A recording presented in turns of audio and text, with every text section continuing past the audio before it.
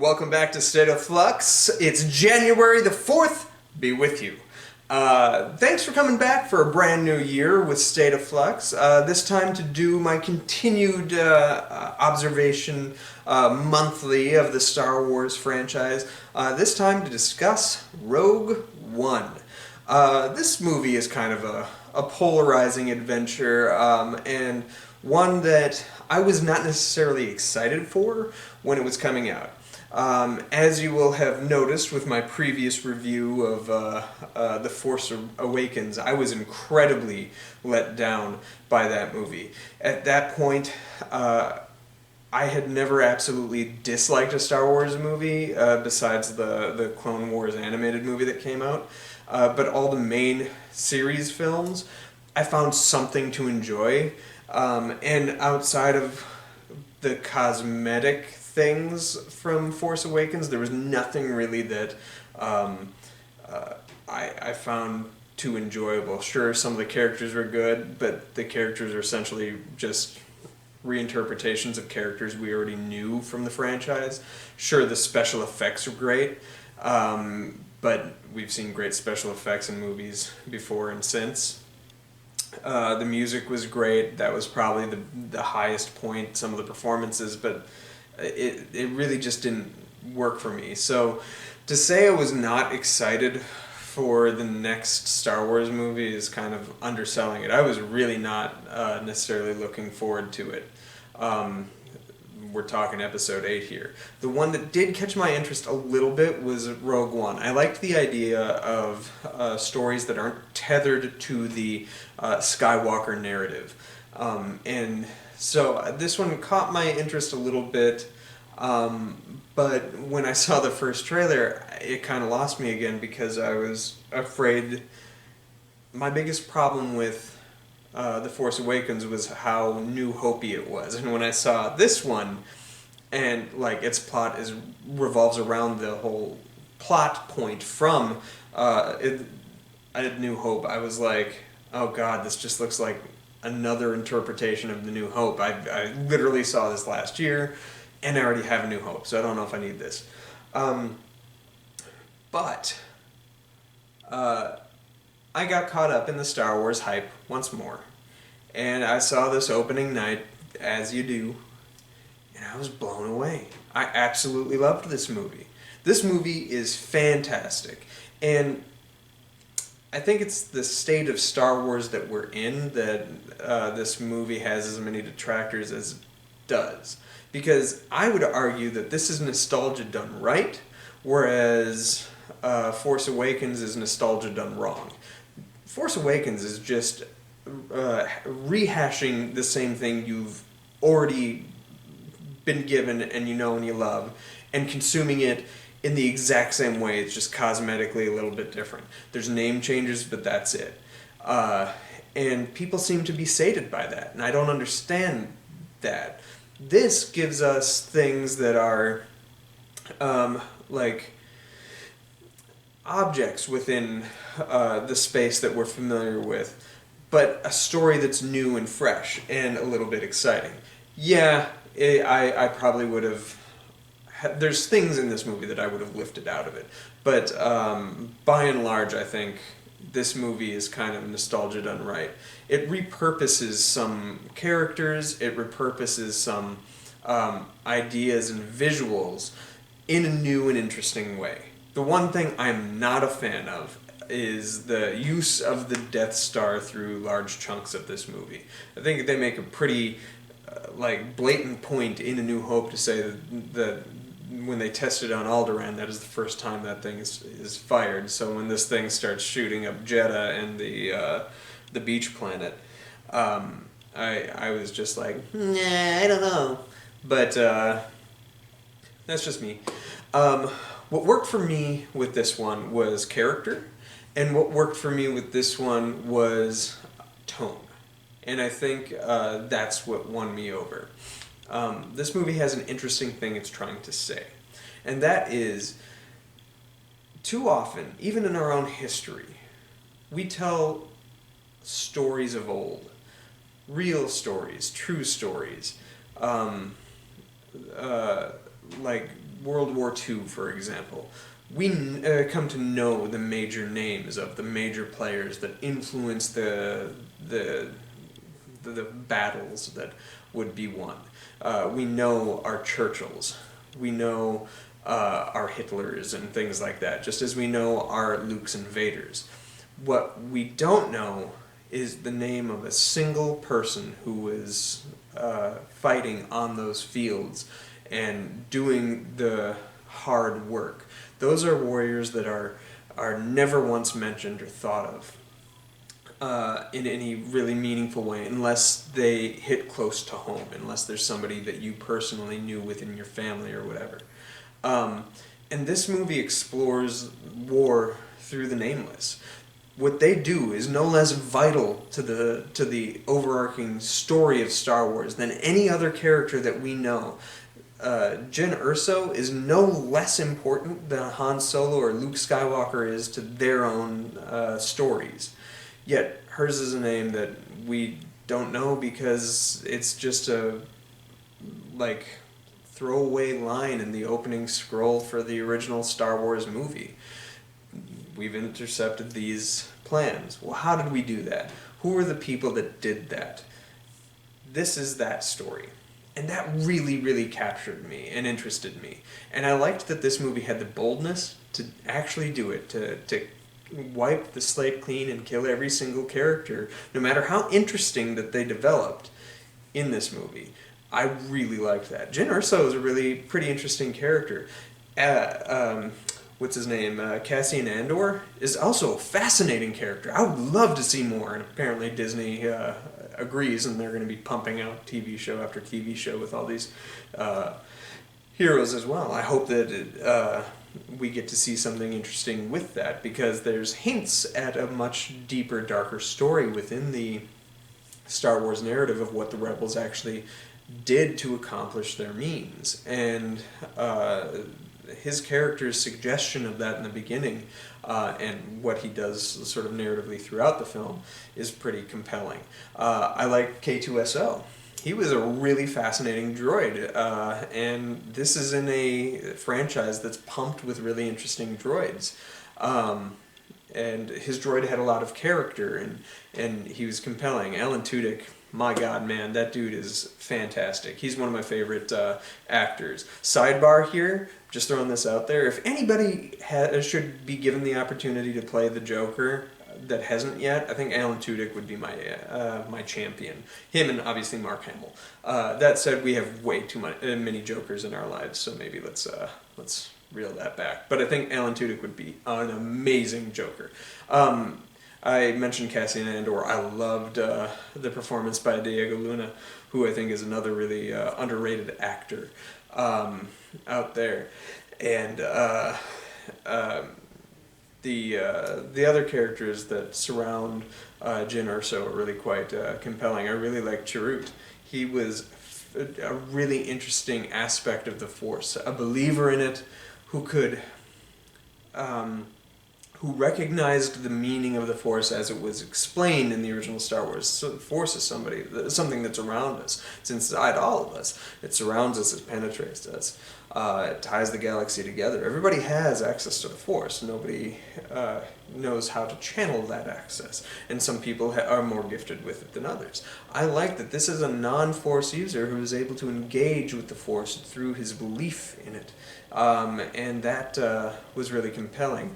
The trajectory of the later canonical Star Wars episodes would kind of walk back the use of the Force in that way, particularly in Episode 9. But I really liked what they were setting up here, and that would also get explained a little bit further in the Last Jedi. The way that Chirrut bonds with the Force and is able to utilize it just through the sheer power of belief. It's really kind of compelling to me. Saw Gerrera is also kind of a neat character, and shows that even the light side, the Rebels had their own version of Darth Vader. That was kind of a neat juxtaposition. Everybody points to best scene in this movie is Vader's like walk down the thing, and yeah, that's really cool. I like the dark wizards and stuff of Star Wars and the lightsabery goodness. That's fun. It is a great moment, but it's not the best moment for me. It's the coolest moment without a question, but like the best moments of this movie are the little ones. This is the moments that you get. Jyn Erso and Cassian Andor holding each other as they watch the impending doom about to hit them. It's watching the robot understand the power of mortality and what he is capable of in giving his life. Never has a robot made me so touched since Arnold gave me the thumbs up as he fell into the lava. I know it wasn't lava, it was the liquid metal. But yeah, this is a really good movie. It's really sweet. I like that it was as dark as it was, and I thought it was moving while also being funny at times. Star Wars has a good sense of humor, and this movie captures that. The one thing I will say is Star Wars has always kind of been built for kids. It's always been built for kids. Kids are its primary audience. This is the one Star Wars movie, and I think truly the only one, maybe Episode 8 would be the other, that really don't lend themselves to be consumed by children. This is definitely a film aimed more for adults in its maturity and its thematic weight. And that's kind of echoed later on with Episode 8. All the other movies you could show to a young child and they'd be able to fully understand and appreciate the film for what it is. This one I think requires a little bit of a more active brain.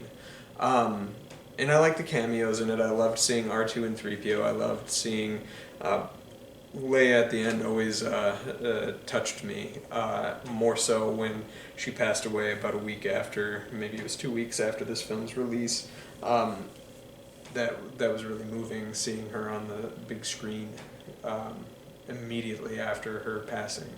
I like the cameo from Vader. I'm a big fan of the usage of Tarkin, and I think the way it's pulled off is pretty good. I will say the digital technology on Tarkin looks vastly superior to the digital technology used for Leia. Leia kind of has like the orangutan eyes situation going on that like the Emperor had in the original cut of Empire Strikes Back, where they used a literal orangutan in makeup. It hasn't aged well. Like, it looked kind of Uncanny Valley in the theaters. It hasn't aged well now. The one shot that is extraordinary was when Tarkin is first revealed, as you just see his reflection in the glass, and it's fully believable that he is standing there. And then he turns into the camera and looks, and the dude doing the voice work really, really captures that actor, Peter Cushing, who's a really talented actor. And I'm a big fan of Peter Cushing, so seeing him on the big screen again, like, my heart swole. I got swole. I do think the first hour or so is a little slow. That was the weakest point of the movie for me.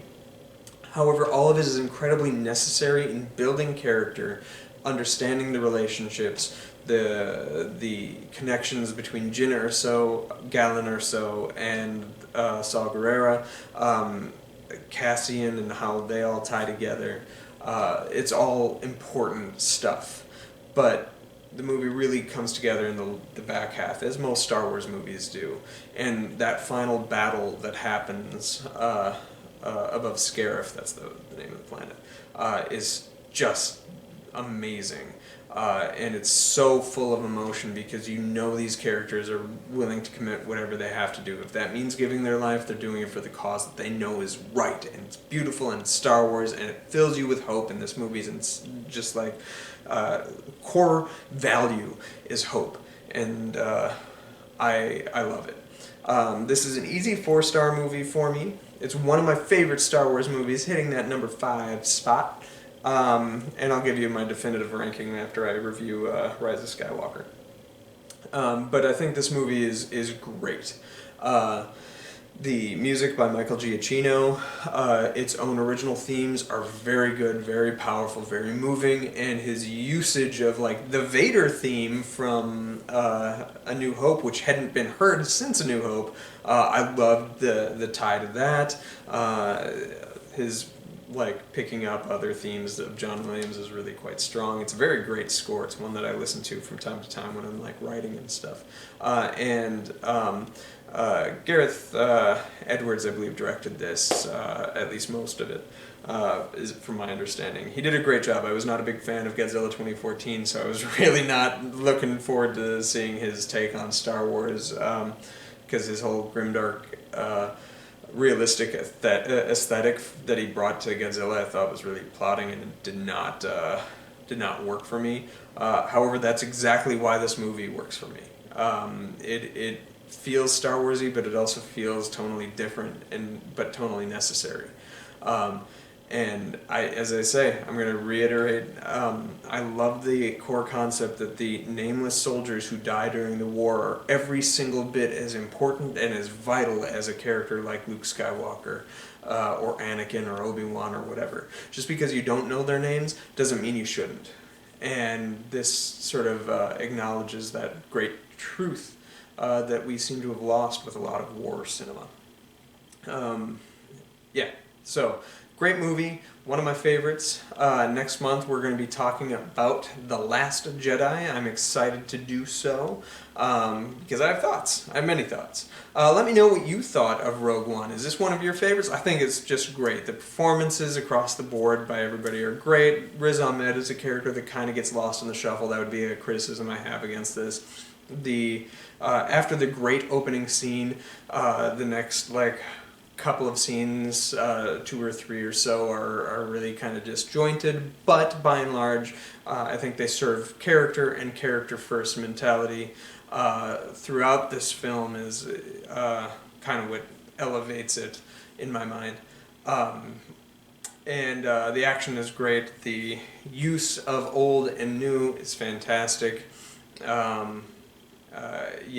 The last thing I'm going to leave you with is that watching this movie in back-to-back tandem with A New Hope makes Princess Leia even more badass than she ever was before. And she's always been my favorite. But I love that you see exactly what Vader did, slicing down all these rebel scum right before she gets this. And then immediately he boards her ship and she's just talking down to this guy who's like 2 feet taller than her, knowing exactly what he did.